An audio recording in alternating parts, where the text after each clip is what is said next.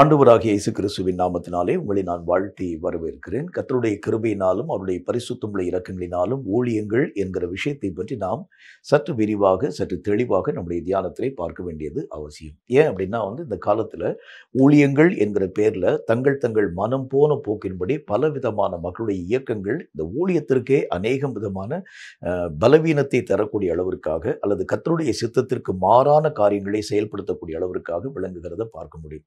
ஊழியத்தை பார்க்கக்கூடிய நிறைய ஜனங்கள் இந்த நாட்களில் கர்த்தராகிய தேவனை ஏற்றுக்கொள்ள மனம் இல்லாதவர்களாய் கர்த்தரை விட்டு விலகி போகக்கூடிய இந்த மார்க்கத்தின் ஊடாக கடந்து போகிறத பார்க்கலாம். ஏன் அப்படின்னா கர்த்தருடைய சித்தத்திற்கு விரோதமாக ஒரு காரியத்தை நம்ம செயல்படுத்துவது உண்டானால் நிச்சயமாக அதன் மூலமாய் தேவனுடைய நாமம் தூஷிக்கப்படுமே தவிர கர்த்தருடைய நாமம் ஒரு காலத்திலும் மகிமையாக காணப்படுகிறது இல்லை. இயேசு வாழ்ந்த அந்த காலத்தை நம்ம எடுத்து பார்க்க ஆரம்பிக்கிறது உண்டானால் அவருடைய ஊழியத்தினுடைய ஒவ்வொரு அசைவும் ஒவ்வொரு நகர்வும் தன்னுடைய பிதாவாகிய தேவனுடைய விருப்பத்தின்படியே காணப்பட ஆரம்பிச்சதுனால ஒரு தவறான காரியத்தையும் அவருடைய வாழ்க்கைக்கு விரோதமாக உங்களாலும் என்னாலும் குற்றப்படுத்த முடியாது. எல்லா காரியத்தையும் கரெக்டாக அவர் செஞ்சு முடிக்கிறார். அதாவது இதுதான் வழி, இதுதான் மார்க்கம், இந்த மார்க்கத்தில் இப்படித்தான் போகணும், இத்தனை விதமான மக்களை சந்திக்க வேண்டும், எதெல்லாம் பிதாவாகிய தேவன் சொன்னார் அந்த கருத்திற்கு மாறுபட்ட எந்த விதமான காரியத்தின் ஊடாக கடந்து போகாம அந்த காலத்திற்குள் குறிப்பிடப்படக்கூடிய அந்த காலத்திற்குள்ள அந்த ஊழியத்தை ஆண்டவராகிய இயேசு கிறிஸ்து செயல்படுத்தி சரியான ஒரு வெற்றியினுடைய நிலைகளை நோக்கி ஆண்டவராகிய தேவன் நடத்தி கொண்டு போகிறத பார்க்க முடியும். ஆனால் இன்னைக்கு ஊழியங்கள் என்று சொல்லப்படக்கூடிய நிறைய ஊழியத்தினுடைய நிலைகளை நம்ம பார்க்க ஆரம்பிக்கிறது உண்டானா துவக்கம் நல்ல ஒரு துவக்கமாக இருந்தாலும் வர அந்த ஊழியத்தினுடைய பெயர் கெட்டு போக ஆரம்பிக்கிறதையும் ஊழியத்தினுடைய தன்மைகள் எல்லாம் அந்த ஊழியத்தினுடைய சாரங்கள் எல்லாம் இழந்து போக ஆரம்பிக்கிறதையும் பார்க்கிறோம். அப்போ கர்த்தருடைய வேத புஸ்தகத்தில் ஒரு ஊழியக்காரனுக்கு தேவன் என்ன தகுதியை எதிர்பார்க்க ஆரம்பிக்கின்றார், எப்படி இருக்கணும், என்ன மாதிரி ஊழியங்கள் அது ஆண்டவராகிய தேவனுடைய மனதிற்கு சந்தோஷப்படுத்தக்கூடிய ஒரு ஊழியமாய் விளங்க முடியும், அல்லது கர்த்தராகிய தேவன் வைத்திருக்கக்கூடிய ஊழியத்தினுடைய தன்மை எப்படி இருக்க வேண்டும், இதை முதல் காரியம் நம்ம விளங்கிக் கொள்ள வேண்டியது அவசியம். ஊழியக்காரன் முதல் காரியமாக நம்ம புரிந்து கொள்ள வேண்டிய முக்கியமான ஒரு சக்தி என்ன அப்படின்னா தான் தோன்றித்தனமாக ஊழியம் பார்க்கக்கூடாது. ஊழியத்திற்குன்னு சொல்லக்கூடிய சில சட்டத்திட்டங்களை கர்த்தராகிய தேவன் தம்முடைய வசனத்தில் எழுதி வச்சிருக்கிறாரு. அந்த சட்டத்திற்கு உட்படுத்தப்பட்டு நம்ம ஊழியம் செய்ய ஆரம்பிச்சா தான் வசனத்தில் என்ன பார்க்குறோம் பாருங்க. சட்டத்திற்கு உட்பட்டு நீங்களும் நானும் மல்யுத்தம் பண்ணினால்தான் அவனுக்கு மகா பெரிய வெற்றியின் வாகை உருவாக்கப்பட ஆரம்பிக்கிறத பார்க்க முடியும். சட்டத்துக்கு புறம்பாக ஏதாகிலும் ஒரு காரியத்தை நாம் செயல்படுத்துகிறது உண்டானால் அதனுடைய மகிமையை முழுக்க நாம் இழந்து போக ஆரம்பிக்கிறத பார்க்கலாம். அப்போ அதே மாதிரி தான் அந்த ஊழியத்திற்கும் கூட பலவிதமான சட்டங்களை கர்த்தராகிய தேவன் தம்முடைய வசனத்தில் எழுதி வச்சிருக்கிறாரு. ஒரு ஊழியத்துக்குரிய தகுதி எப்படி இருக்கணும், அந்த ஊழியம் எப்படியாய் காணப்பட வேண்டியது அவசியம். அந்த ஊழியத்தில் அதாவது ஒரு கல்லை நீங்க எரிய ஆரம்பித்தாலும் அதனுடைய முழு விளைச்சலை நாம் பெறக்கூடிய அளவுக்கு அந்த ஊழியத்தினுடைய காரியம் காணப்படும். அதாவது கோலியாத்திற்கு விரோதமாக தாவீது ஒரே ஒரு கல்லைத்தான் எரிஞ்சாரு. அந்த ஒரு கல்லுக்குரிய பலன் முழு பலனை அவர் தன்னுடைய அந்த ஊழியத்தினுடைய பணியிலே மெய்யாகவே பெற்றுக்கொள்ள ஆரம்பிக்கிறத பார்க்க முடியும். அப்படித்தான் நம்ம அதாவது மிகுதியாக அதிக பலத்தை நம்ம பிரயோகப்படுத்தி ஒண்ணுமே இல்லாம அதாவது ஒரு குறைந்த அறுவடை நாம் பெறுகிறது என்கிறது அது ஆண்டவராகிய தேவனுக்கு விருப்பமான ஒன்று இல்லை. கர்த்தருக்கு பிரியமான ஒரு காரியம்னா ஒரு சின்ன ஒரு காரியத்தை நீங்க செஞ்சா கூட அதனுடைய முழு விளைச்சலை நாம் நம்முடைய வாழ்க்கையிலே பெற வேண்டியது அவசியம். இதுதான் ஊழியத்தினுடைய ஒரு பேசிக், அதாவது ஆண்டவராகிய தேவனால் சொல்லிக் கொடுக்கப்பட்டிருக்கக்கூடிய ஒரு பேசிக் தியரி. அப்படின்னா எப்படி இருக்க வேண்டும், ஒரு சின்ன ஒரு காரியத்தை நீங்கள் செய்ய ஆரம்பிச்சா கூட அதனுடைய முழு ஈல்டிங் அல்லது முழு பலம் அந்த ஊழியத்தினுடைய அடிப்படையிலே உருவாக்கப்பட வேண்டியது அவசியம். சரி, ஒரு ஊழியக்காரனுடைய தகுதி அப்படின்னா அதை பற்றி கர்த்தருடைய வேதம் என்ன வார்த்தையை நமக்கு சொல்லுகிறது, சில முக்கியமான கருத்துக்களை நான் உங்களோடு கூட பேச வேண்டும் என்று ஆசைப்படுகின்றேன். முதலாவது காரியமாக கர்த்தருடைய வேதம் சொல்லக்கூடிய வார்த்தையை வாசிக்கிறேன் பாருங்க. மத்தேயு எழுதின சுவிசேஷத்தில் 24வது அதிகாரம் 45வது வசனம் இந்த வார்த்தையை நமக்கு சொல்கிறது. மத்தேயு 24:45 இந்த வார்த்தையை சொல்கிறது. அதை நான் உங்களுக்கு வாசிக்கிறேன். அது என்ன சொல்லுதுன்னு பாருங்க. ஏற்ற வேளையிலே தன் வேலைக்காரருக்கு போஜனம் கொடுத்து அவர்களை விசாரிக்கும்படிக்கு எஜமான் வைத்த உண்மையும் விவேகமும் உள்ள ஊழியக்காரன் யாவன். கர்த்தருடைய வேத புத்தகத்தில் என்ன போட்டிருக்குன்னா எஜமான் வைக்கக்கூடிய ஊழியக்காரன் எப்படி இருக்கணும் அப்படின்னா விவேகம் நிறைந்த ஒரு ஊழியக்காரனாக எல்லா காரியத்தையும் எஜமானுடைய விருப்பத்தை அறிந்து அவன் ஊழியங்கள் யாவற்றையும் செயல்படுத்த வேண்டியது அவசியம். எஜமான் எதுக்காக அந்த ஊழியக்காரனை வச்சிருக்கிறாரு அப்படின்னா வசனத்தில் என்ன போட்டிருக்கு, அந்த இடத்துல ஏற்ற வேளையில் தன்னுடைய வேலைக்காரருக்கு போஜனம் கொடுத்து அவர்களை விசாரிக்கும்படி. அந்த எஜமானுடைய விருப்பத்தை அந்த ஊழியக்காரன் புரிந்து கொண்டு சகல காரியத்தையும் அதனதின் நேரத்திலே நேர்த்தியாய் அவன் செயல்படுத்த ஆரம்பிக்கின்றான். நமக்கு கொடுக்கப்பட்டிருக்கக்கூடிய பணி என்ன பணி அப்படிங்கிறது முதல் காரியம் நீங்களும் நானும் விளங்கிக் கொள்ளணும். என்ன, அதாவது நமக்கு கொடுக்கப்படாத பணியை நம்ம நம்ம செயல்படுத்தி அதன் மூலமா எஜமானுக்கு முன்பதாக போய் நீங்களும் நானும் போய் நின்று எஜமானி நீங்க சொல்லாத நிறைய வேலையெல்லாம் நான் செஞ்சேன்னு சொன்னா அதனுடைய பலன் நம்முடைய வாழ்க்கையில ஒருபோதும் வராது. சொன்னதை நீங்களும் நானும் செய்யணும். அதுதான் எஜமானுக்கு முன்பதாக காணப்படக்கூடிய ஒரு விவேகியான நல்ல ஒரு ஊழியக்காரர். இப்ப எஜமான் என்ன ஒரு விருப்பம் வைக்கிறாரு அப்படின்னு பார்த்தீங்கன்னா, அவனுக்கு கொடுக்கப்பட்டிருக்கக்கூடிய பணி அங்க இருக்கக்கூடிய வீட்டினுடைய எல்லா விதமான காரியங்களையும் தூய்மைப்படுத்துகிறதோ, அல்லது வீட்டில் இருக்கக்கூடிய பொருட்கள் யாவற்றையும் நேர்த்தியாக பாதுகாக்கிறதோ, அல்லது வீட்டில் இருக்கக்கூடிய மற்ற காரியங்களின் ஊடாக அவனுடைய எல்லா விதமான அவருடைய அந்த பலத்தை பயன்படுத்தி அவைகள் எல்லாவற்றுக்கும் உரிய காரியங்களை செயல்படுத்துகிறதோ, அது எஜமானுடைய விருப்பம் இல்லை. எஜமானுடைய விருப்பம் என்ன அப்படின்னா இந்த வேலைக்காரர்களுக்கு சரியான நேரத்தில் சாப்பாடு கொடுக்கணும், வேலைக்காரர்களை சரியா பராமரிக்கணும். இதுதான் அவருடைய விருப்பம். இதைத்தான் அந்த எஜமான் இந்த மனுஷனுடைய காரியங்களிலே மெய்யாகவே பொறுப்பாக தரக்கூடியவராய் விளங்குகிறார். அப்போ முதல் காரியம் ஒரு ஊழியக்காரர் என்ன புரிஞ்சுக்கணும் அப்படின்னா என்ன பொறுப்பை எஜமான் எனக்கு தருகின்றார், நான் என்ன காரியத்தை செய்யணும், நான் என்னுடைய மனம் போன போக்கின்படியே அந்த எஜமானுடைய ஊழியத்தை நான் செய்கிறேன் என்பதற்காக ஏதாச்சும் ஒரு காரியத்தை நான் செய்யக்கூடாது.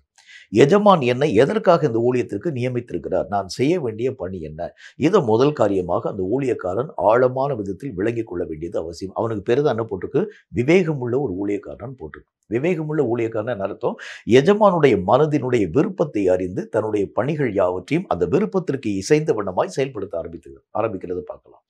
அப்ப நம்முடைய மன விருப்பம் அல்ல, எஜமானுடைய விருப்பத்தை அறியக்கூடிய அறிவுள்ளவனாக காணப்படக்கூடிய விவேகியான நல்ல ஒரு ஊழியக்காரன். இப்படித்தான் இந்த கடைசி நாட்கள்ல ஊழியக்காரனுடைய நிலைகள் காணப்பட வேண்டியது அவசியம். ஊழியம் அப்படின்னா என்ன, அதை பற்றி சில முக்கியமான விளக்கங்களை நான் உங்களுக்கு சொல்லணும். ஒவ்வொரு மனிதனுக்கும் கர்த்தராகிய தேவன் ஒவ்வொரு விதமான பொறுப்புகளை தந்திருப்பார். இப்போ ஒரு அரசாங்கம் அல்லது ஒரு ராஜாவினுடைய காலம்னு வச்சுக்கோங்களேன்.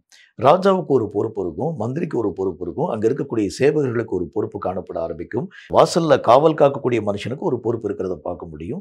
அது மட்டும் இல்லாமல் அநேக விதமான அந்த மக்களுக்கு எச்சரிப்புகள் யாவற்றையும் தரக்கூடிய அதாவது மேல நின்று பார்த்து மக்களுக்கு தேவையான வார்த்தைகள் யாவற்றையும் சொல்லக்கூடிய மனுஷனுக்கு அவனுக்கு ஒரு பொறுப்பு இருக்கு, ஜாமக்காரனுக்கு ஒரு பொறுப்பு இருக்கு.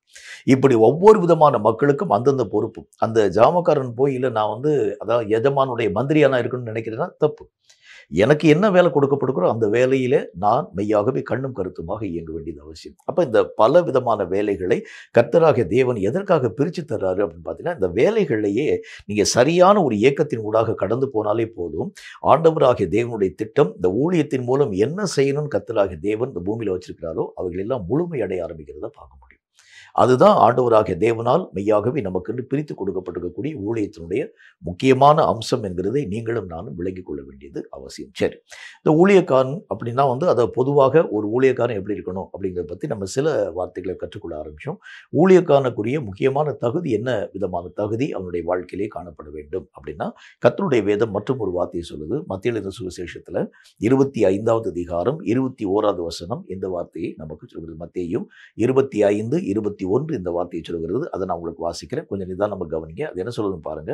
அவனுடைய எஜமான் அவனை நோக்கி, நல்லது உத்தமமும் உண்மையும் உள்ள ஊழியக்காரனே, கொஞ்சத்தில் உண்மையாய் இருந்தாய், அநேகத்தின் மேல் உன்னை அதிகாரியாக வைப்பேன், உன் எஜமானனுடைய சந்தோஷத்திற்குள் பிரவேசி என்றான்.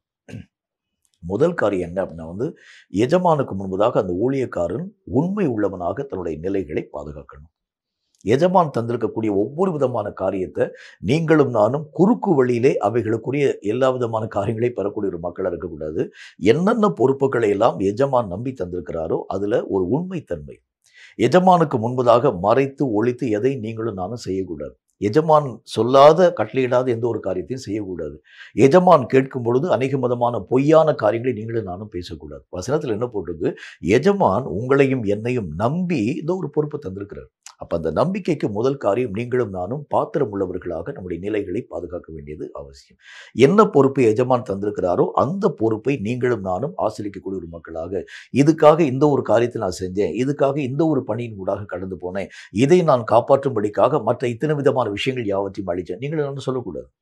எஜமான் என்ன பொறுப்பை என்னுடைய கையில தந்திருக்கிறாரோ அந்த பொறுப்பை நீங்களும் நானும் தட்டி கழிக்கக்கூடிய ஒரு மக்களாக இருக்கக்கூடாது. அந்த பொறுப்புக்காக பலவிதமான எஜமான் போதியாத காரியத்தையும் செய்யக்கூடாது.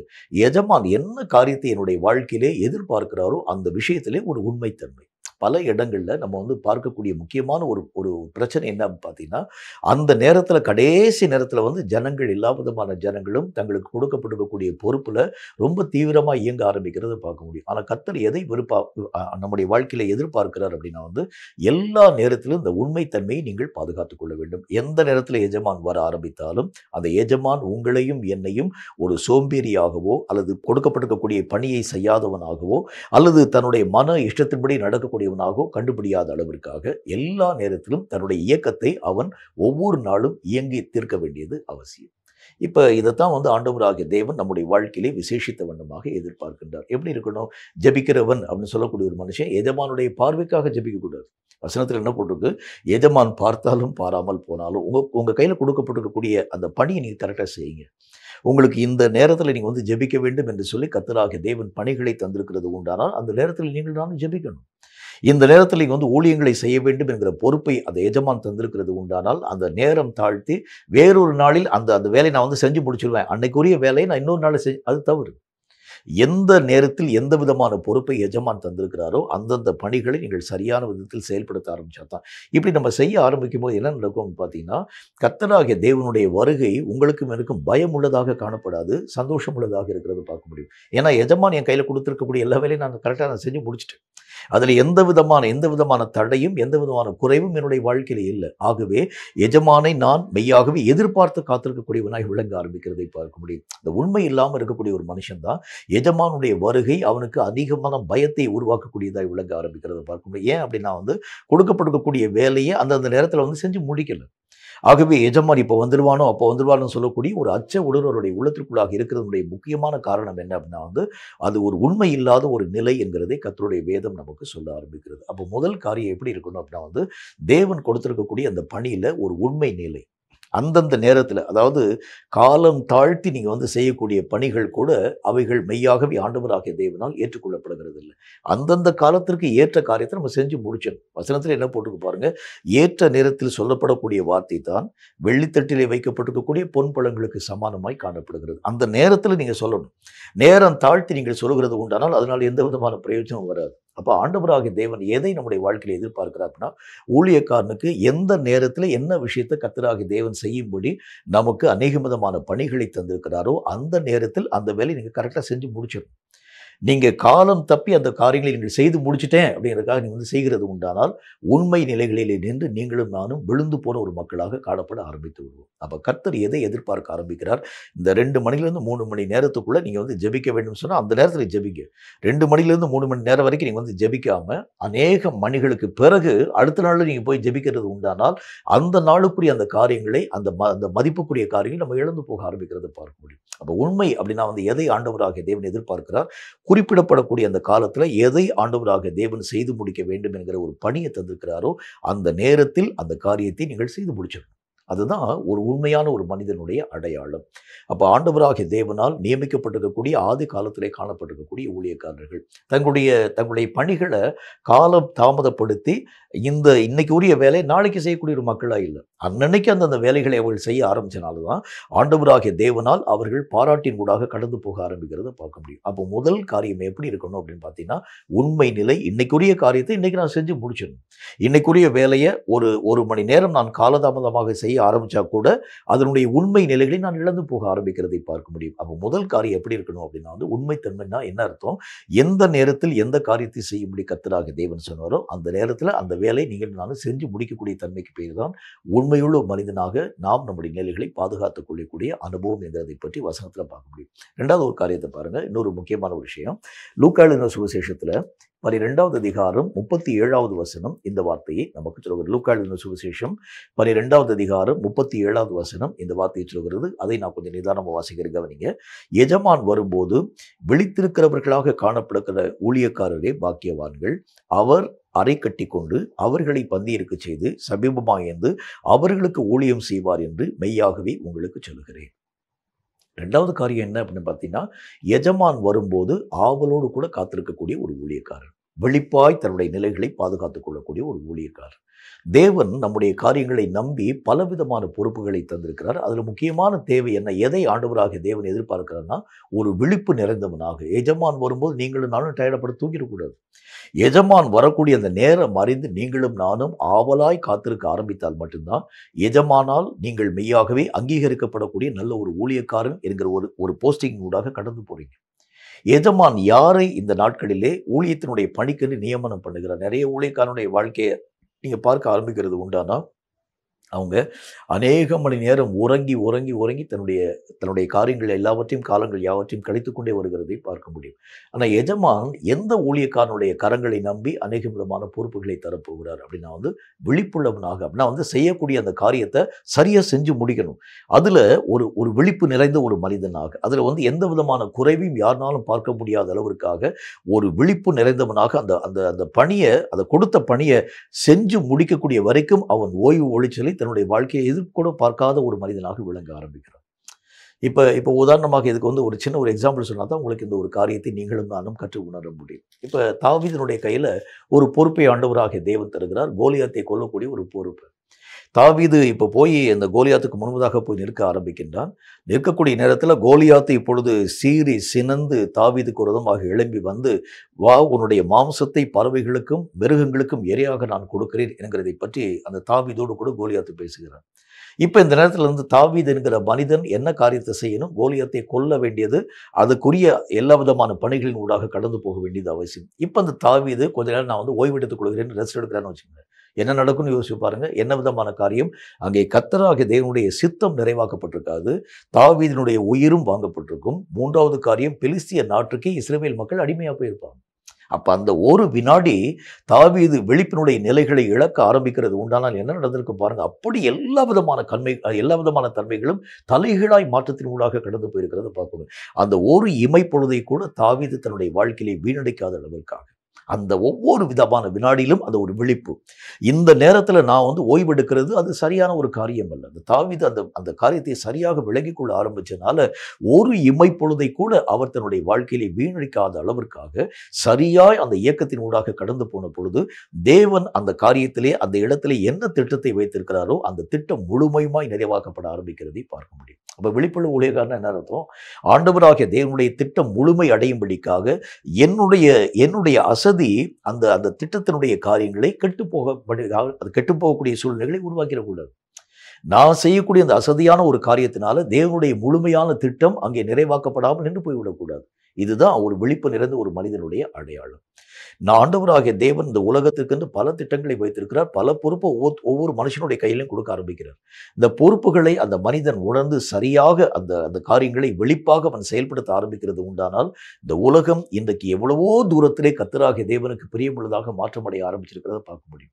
ஆனால் இப்போ இந்த காலத்தில் உலகம் எல்லாம் தன்னுடைய நிலைகளை இழந்து தேவனாகிய கர்த்தருக்கு எதிரடையாக அல்லது பாவத்தினுடைய அதாவது முழு பங்குகள் யாவற்றையும் நிறைவாக்கக்கூடியதாக காணப்படுகிறதுக்கு மூல காரணம் என்ன பார்த்தீங்கன்னா, அந்த விழிப்பு நிறைந்து காணப்படக்கூடிய ஊழியக்காரர்களாக இருக்கக்கூடிய ஜனங்கள் விழிப்பற்றவர்களாய் போக ஆரம்பிச்சிட்டாங்க. அதனால தான் இந்த நாட்களில் உலகம் மக்களுக்கு எதிரடையாக சாத்தானுடைய வசமாக தேவனாகிய கர்த்தருக்கே விரோதியாக காணப்பட ஆரம்பிக்கிறத பார்க்க முடியும். அப்போ கர்த்தருடைய வேதம் சொல்லக்கூடிய வார்த்தையின் அடிப்படையில் இந்த விழிப்பு ஒரு மனுஷனுடைய வாழ்க்கையிலே மிகவும் முக்கியத்துவம் வாய்ந்த ஒன்று என்கிறதை நீங்களும் நானும் ஆழமான விதத்தில் கற்று உணர வேண்டியது அவசியம். விழிப்புக்கு இன்னும் ஒரு காரியத்தை உங்களுக்கு நான் சொல்ல வேண்டியது அவசியம்.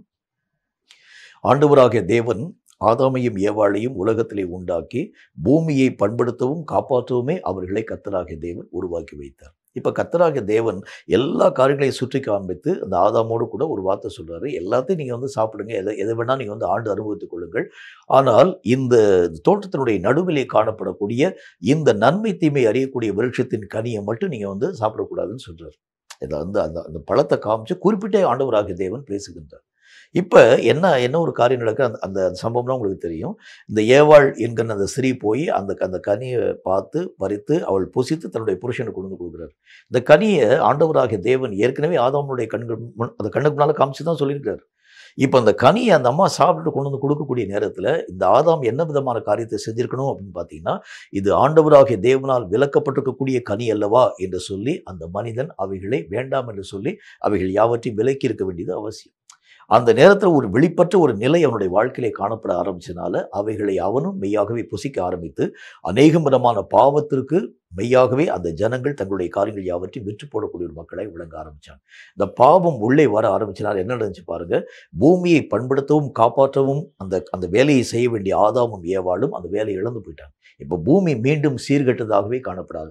அவங்க செஞ்ச அந்த ஒரே ஒரு வெளிப்பற்ற அந்த ஒரு சின்ன ஒரே ஒரு விழிப்பில்லாத ஒரு நிலை இன்றைக்கு வரைக்கும் பூமியிலே பல விதமான சீர்கேடுகள் உருவாக்கப்படுவதற்கு அவைகள் எல்லாம் ஏதுவாக காணப்படக்கூடிய ஒன்றாக விளங்கிற்று. அப்போ நம்ம செய்யக்கூடிய ஒரு சின்ன ஒரு வெளிப்பற்ற ஒரு காரியம் அநேக விதமான மக்களுக்கு பெரிய ஒரு இழப்பை தரக்கூடியதாக விளங்க ஆரம்பிச்சோம். அதனால தான் கர்த்தர் சொல்லக்கூடிய வார்த்தையின் அடிப்படையில் ரொம்ப ஜாக்கிரதையாக வெளிப்பாக நீங்கள் உங்களுடைய காரியங்கள் யாவற்றிலும் இயங்க வேண்டியது அவசியம்ங்கிறதை பற்றி கர்த்தர் திட்டம் தீர்க்கமாய் பேச ஆரம்பிக்கின்றார். மூணாவது ஒரு காரியத்தை பாருங்க, கர்த்தருடைய வேதம் சொல்லக்கூடிய மற்றும் ஒரு வார்த்தையாக லூக்கா எழுதின சுவிசேஷத்தில் 12வது அதிகாரம் 47வது வசனம் மற்றும் ஒரு வார்த்தையை நமக்கு சொல்ல ஆரம்பிக்கிறது. லூக்கா 12:47 உங்களுக்கு வாசிக்கிறேன். அது என்ன சொல்லுது பாருங்க, தன் எஜமானுடைய சித்தத்தை அறிந்தும் ஆயத்தமாயிராமலும் அவருடைய சித்தத்தின்படி செய்யாமலும் இருந்த ஊழியக்காரன் அநேகம் அடிகள் அடிக்கப்படுவார். மூணாவது காரியம் என்ன அப்படின்னா எஜமானுடைய சித்தத்தை அந்த ஊழியக்காரன் ஆழமாய் விளங்கிக் கொள்ள வேண்டியது அவசியம். என்னிடத்துல எஜமான் என்ன விருப்பப்படுகின்றார், நான் என்ன செய்யணும் அப்படின்னு சொல்லி எஜமான் மெய்யாகவே என்னுடைய கரங்களில் இந்த ஒரு பொறுப்பை தந்திருக்கிறார். இந்த அதாவது ஒரு பொறுப்பு வருகிறதுக்கு முன்னால் வரைக்கும் அந்த பொறுப்பை பற்றி தானே ஒரு பய உணர்ச்சி நம்முடைய வாழ்க்கையில் இருக்கிறத பார்க்க முடியும். இந்த வேலையை நம்ம கரெக்டாக செய்யணும்னு சொல்லி இந்த வேலையிலே நீங்கள் சற்று பழக ஆரம்பிக்கிறது உண்டானால் இனி எஜமான் இந்த வேலையை குறித்து என்ன திட்டம் வைத்திருக்கிறார் என்பதை பற்றி நீங்கள் நானும் ஆராய்ந்து பார்க்க முடியாத ஒரு மக்களாக நம்முடைய மனம் போன போக்கின்படியே இயங்கும் ஒரு மக்களாக விளங்க ஆரம்பிக்கிறதை பார்க்க முடியும். இன்னைக்கு நிறைய ஊழியக்காரங்க ஆரம்பத்தில் நல்ல ஒரு மக்களாகத்தான் வர ஆரம்பிச்சாங்க. நல்ல கர்த்தருடைய வார்த்தையின்படி தான் அவங்க ஊழியத்தின் ஊடாக வந்தாங்க. அந்த அபிஷேகத்தை பெறக்கூடிய நேரத்தில் ஆண்டவராகிய தேவனால் அதை கொடுக்கப்படக்கூடிய வெளிப்பாடுகள் யாவற்றையும் பெறக்கூடிய நேரத்தில் பயத்தோடும் நடுக்கத்தோடும் முதல் ஊழியத்தை அந்த மக்கள் எப்படி செஞ்சிருப்பாங்க நீங்களா கொஞ்சம் ஆழமாக ஆராய்ந்து பார்க்கிறது உண்டானால் ரொம்ப பயந்து நடுங்கி தான் அந்த ஊழியத்தை செஞ்சிருப்பாங்க. ஆனால் வர வர அவர்கள் ஆண்டவராகிய தேவனுடைய விருப்பத்திற்கு மாறாக ஊழியத்தின் ஊடாக கடந்து போனதுக்கு என்ன காரணம் அப்படின்னு பார்த்தா, எஜமானுடைய திட்டம் இதுவாகத்தான் இருக்கும் என்று சொல்லி அவர்களாகவே யூகிக்க துவங்க ஆரம்பிக்கிறத பார்க்க முடியும். ரொம்ப ஜாக்கிரதையா இருங்க.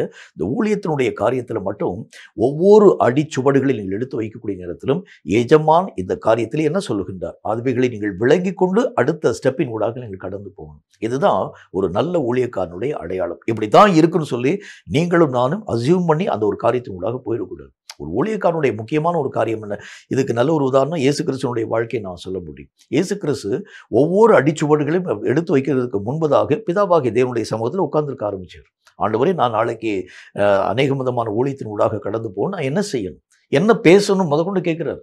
ஆண்டவருடைய வேத புத்தகம் வாசிக்கிற மாதிரி பிதாவாகிய தேவன் சொல்லக்கூடிய வார்த்தைகளை தவிர்த்து நானாக சுயமாக வார்த்தை கூட பேச மாட்டேன். அப்படின்னா இயேசு கிறிஸ்து ஒரு ஊழியக்காரனுக்கு நல்ல ஒரு அடையாளமாக தன்னுடைய வாழ்க்கையை வாழ்ந்து காண்பித்து முடித்து கடந்து போயிருக்கிறார். ஒரு ஊழியக்காரன் எப்படி இருக்கணும் அப்படின்னா, எஜமானுடைய சித்தம் ஒரு வினாடிக்கு ஒரு வினாடி மாற்றத்துக்கு ஊடாக கடந்து போகக்கூடிய தன்மைகளை எட்ட முடியும்.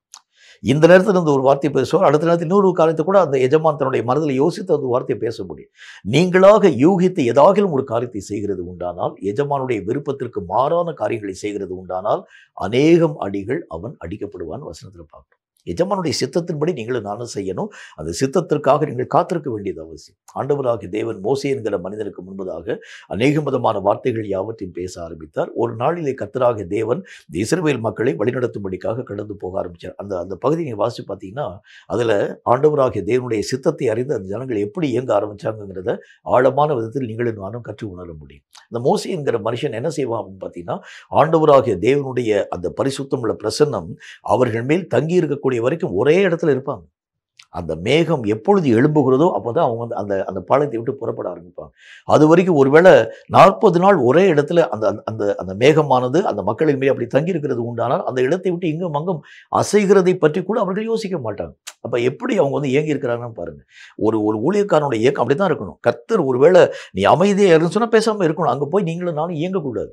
ஆண்டவராகிய தேவன் எதை என்னுடைய வாழ்க்கையிலே விருப்பப்படுகிறாரோ அதுபடிதான் நீங்களும் நானும் செய்யக்கூடிய ஒரு மனுஷன் தான் நல்ல ஒரு ஊழியக்காரனாக நினைவு கூறப்பட ஆரம்பிக்கின்றார். அப்போ வேத புத்தகத்தில் ஆண்டவருடைய வேதம் நமக்கு சொல்லக்கூடிய நல்ல ஒரு வார்த்தையின் அடிப்படையில் அந்த மோசே என்கிற மனுஷன் எப்படி அந்த மக்களை நடத்த ஆரம்பிக்கிறார் என்று பாருங்கள். 10 நாள் அந்த மேகம் ஒரே இடத்துல தங்கியிருக்கும். 10 நாளும் அவங்க பேசாமல் இருப்பாங்க.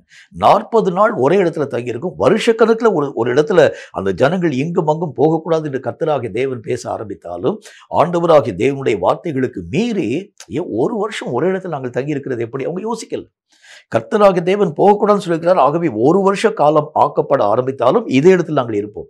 இந்த ஒரு நினைவுதான் ஒரு ஊழியக்காரனுடைய மன விருப்பமாக காணப்பட வேண்டியது அவசியம். ஒரு ஊழியக்காரன்னா இது இயங்க வேண்டிய காலத்தில் நான் பேசாமல் இருக்கிறது எப்படி? அப்படி அவன் யோசிக்க கூடாது. கர்த்தர் இயங்கக்கூடாதுன்னு சொன்னால் பேசாமல் இருங்க, இயங்காமல் இருங்க. கர்த்தராகிய தேவன் இயங்குன்னு சொன்னால் நீங்கள் நாங்கள் இயங்குங்க. ஆகவே தான் வேத புத்தகத்தில் ஆண்டவராகிய தேவன் எதை நம்முடைய வாழ்க்கையிலே வலியுறுத்த ஆரம்பிக்கிறார் அப்படின்னா, அவருடைய சித்தம் அறிந்து அந்த சித்தத்தின்படியே நீங்களும் நானும் அந்த ஊழியத்தினுடைய காரியங்கள் யாவற்றையும் நிறைவாக்க வேண்டியது அவசியம். இன்னும் ஒரே ஒரு சம்பவத்தை, முக்கியமான ஒரு விஷயத்தை உங்களுக்கு நான் சொல்லணும். யோவான் எழுதின சுவிசேஷத்தில் 12வது அதிகாரம் 26வது வசனம் இந்த வார்த்தை நமக்கு சொல்கிறது. யோவான் 12:26 நான் சற்று நிதானமாக வாசிக்கிறேன், கவனிங்க. ஒருவன் எனக்கு ஊழியம் செய்கிறவனானால் என்னை பின்பற்ற கடவன். நான் எங்கே இருக்கிறேனோ அங்கே என் ஊழியக்காரனும் இருப்பான். ஒருவன் எனக்கு ஊழியம் செய்தால் அவனை பிதாவானவர் கனம் பண்ணுவார். 4வது ஒரு முக்கியமான ஒரு காரியம் என்ன அப்படின்னா, இயேசு இல்லாத இடத்துல ஊழியக்காரன் இருக்கக்கூடாது. இயேசு எங்கே இருக்கிறாரோ அங்கே தான் ஊழியக்காரன் இருக்கணும். அதுதான் ஒரு ஊழியக்காரனுடைய முக்கியமான ஒரு தகுதி. ஆண்டவராகிய தேவனுடைய விருப்பத்திற்கு மாறாக அல்லது தேவன் இயங்காத ஒரு இடத்துல போய் அவன் கர்த்தராகிய தேவனை இயங்கும்படிக்காக பலவந்தப்படுத்தக்கூடாது. நிறைய மக்கள் இன்னைக்கு செய்யக்கூடிய காரியங்களை நம்ம பார்க்க முடியும். கர்த்தராகிய தேவனுக்கு அந்த இடம் மெய்யாகவே அந்த இடத்திற்குள்ளாக வருகிறதுக்கு கர்த்தராகிய தேவனுடைய மனதிலே எந்த விதமான பிரியமும் இல்லாத இருக்கக்கூடிய ஒரு இடமாக காணப்படக்கூடிய இடத்துல இவர்கள் கர்த்தரை வரவழைக்கும்படிக்காக வருந்தி அழுத்தி எத்தனையோ காரியங்களை செயல்படுத்த ஆரம்பிக்கிறது பார்க்க ரொம்ப தப்பு. அந்த வசனத்தில் என்ன போட்டிருக்கு? நான் எங்கே இருக்கிறேனோ அங்கதான் என்னுடைய ஊழியக்காரர் இருப்பான். நான் எந்த இடத்தை விருப்பப்படுறோம் அங்கதான் என்னுடைய ஊழியக்காரனுடைய வாசஸ்தலமும் அமைக்கப்பட ஆரம்பிக்கிறதை பார்க்க முடியும். ஏனென்றால் ஆண்டவராகிய தேவனுடைய மனமும் அவனுடைய மனமும் ஒன்றாக இணைக்கப்பட வேண்டியது அவசியம். இயேசுனுடைய ஒவ்வொரு இடத்தையும் அவன் ஆழமாய் அறியக்கூடியவனாய் மெய்யாகவே விளங்க ஆரம்பிக்கின்றார். அவர் எதை தன்னுடைய வாழ்க்கையிலே பிரியப்படுகின்றார், எந்த இடத்திலே ஆண்டவராகிய தேவன் தங்க வேண்டும் என்று விருப்பப்படுகின்றார். இவைகள் எல்லாவற்றையும் ஆழமான விதத்தில் எந்த ஊழியக்காரனுடைய மனம் ஆராய்ந்து பார்க்கிறதோ அவைகளைத்தான் அவன் தன்னுடைய வாழ்க்கையிலே செயல்படுத்தும் ஒரு மனிதனாக விளங்க ஆரம்பிக்கிறான். நம்முடைய வாழ்க்கையில கூட ஒரு ஊழியக்காரனுக்கும் கர்த்தராகிய தேவனுக்கும் இடையில நிறைய கேப் இருக்கக்கூடாது. ஆண்டவராகிய தேவனை ஆழமாய் அவன் அறியக்கூடியவனாய் விளங்கணும். எதை ஆண்டவராகிய தேவன் மெய்யாகவே பிரியப்படுவார், எங்க தங்குகிறது ஆண்டவராகிய தேவனுக்கு விருப்பமாய் இருக்கும். ஆண்டவராகிய தேவன் விருப்பப்படாத இடத்துல இந்த மனுஷனுடைய கால்கள் கூட உள்ள போகாது. இயேசு கிறிஸ்து வாழ்ந்த காலத்துல பிதாவாகிய தேவனுடைய விருப்பத்திற்கு மாறாக எந்த பணியின் கூடாகவும் கர்த்தராகிய தேவன் கடந்து போல. இதுக்கு நல்ல ஒரு உதாரணம் உங்களுக்கே தெரியும். ஆண்டவராகிய தேவனுக்கு முன்பதாக வந்த அதாவது அந்த கானானிய ஸ்திரீ அவ்வளவு தூரம் ஆண்டவராகிய இயேசுவை நோக்கி கெஞ்ச ஆரம்பிக்கிறாங்க. சீஷர்கள் எல்லாரும் எல்லா விதமான மக்களும் அவங்க ரெக்கமெண்ட் பண்ண ஆரம்பிக்கிறாங்க. இவர் ரொம்ப பாவம், ரொம்ப நேரம் அநேக விதமான நேரங்களில் உமக்கு பின்பதாகவே வந்து கொண்டே இருக்கக்கூடியவளாய் விளங்க ஆரம்பிக்கிறார். ஏதாச்சும் ஒரு வார்த்தையை சொல்லுங்களேன்னு சொல்லி கேட்கிறாங்க. ஆண்டவராகிய இயேசு கிறிஸ்து ஒரே ஒரு வார்த்தையை சொல்லுகின்றார். காணாமல் போன இஸ்ரவேல் மக்களுக்கு அனுப்பப்பட்டேனே தவிர இந்த மாதிரி அநேக விதமான புறஜாதி மக்களுக்கு மத்தியிலே நான் மெய்யாகவே அறிவிக்கும்படி அனுப்பப்படலை. திட்டமாய் கர்த்தராகிய தேவன் பேச ஆரம்பிக்கின்றார். என்றாலும் கூட அந்த அம்மா கெஞ்சி அநேக விதமான வார்த்தைகள் யாவற்றையும் பேசி முடிச்ச பிறகு ஆண்டவராகிய தேவனை ஒருவேளை மேஜையில இருந்து விழக்கூடிய அந்த அப்பத்தினுடைய துணிக்கையை கூட அந்த நாய் திங்குமேன்னு சொல்லி கேட்கக்கூடிய நேரத்தில் தான் கர்த்தராகிய தேவன் மனம் இறங்கி அற்புதங்களை செய்கிறது பார்க்க முடியும். அப்படின்னா என்ன அர்த்தம் அப்படின்னா ஊழியக்காரனுடைய முக்கியமான தகுதி என்ன அப்படின்னா கர்த்தர் பிரியப்படாத இடத்தில் அவனை இயங்கக்கூடாது. கர்த்தருக்கு பிரியமில்லாத எந்த ஒரு காரியத்தினூடாக அவன் மெய்யாகவே கடந்து போகக்கூடாது. எதை ஆண்டவராகிய தேவன் எதிர்பார்க்கிறார், எங்க ஆண்டவராகிய தேவனுடைய பிரசன்னம் இருக்குது அங்கதான் போய் அவன் இருப்பான். எங்க ஆண்டவராகிய தேவனுடைய பிரசன்னம் போகாது இருக்கிறது அந்த இடத்துக்குள்ளாக எவ்வளவு வருந்தி அழைக்க ஆரம்பித்தாலும் அவன் மெய்யாக போக மாட்டான். அதுதான் உண்மையான ஒரு ஊழியக்காரன். ஏனென்றால் கர்த்தராகிய தேவனுடைய மனமும் அந்த ஊழியக்காரனுடைய மனமும் ஏகமாய் இணைக்கப்பட ஆரம்பிச்சதுனால அவர் விருப்பம்தான் இவன் விருப்பம். அவனுடைய விருப்பத்தின்படி காரியங்களை செய்யக்கூடியவனாய் அல்ல. அவர் எதை எதிர்பார்க்கிறாரோ அவைகளைத்தான் அவன் செய்கின்றான். அவருடைய விருப்பம்தான் இவனுடைய விருப்பமாய் காணப்படக்கூடிய அளவிற்கு தன்னை அவருக்கு முன்பதாக முழுவதும் ஒப்புக் கொடுக்கக்கூடியவனாய் விளங்க ஆரம்பிக்கிறான். கேட்கும் கர்த்தருடைய பிள்ளை பிள்ளையே, இந்த கடைசி நாட்கள்ல ஏன் அந்த ஊழியங்கள் அநேகம் தோல்வியின் ஊடாக கடந்து போகிறது அப்படின்னா, இந்த 4 காரியத்தை பற்றி நாம் மெய்யாகவே கற்றுக்கொள்ள ஆரம்பிக்கிறோம். உண்மை நிலை, விழித்திருக்கக்கூடிய தன்மை, தேவனுடைய சித்தத்தை தன்னுடைய வாழ்க்கையிலே மெய்யாகவே நிறைவாக்கக்கூடிய ஒரு நிலை, கடைசியாக ஆண்டவராகிய தேவன் இருக்கக்கூடிய இடத்தை தவிர்த்து எந்த இடத்தின் ஊடாகவும் கடந்து போகாத நல்ல ஒரு ஊழியக்காரர்.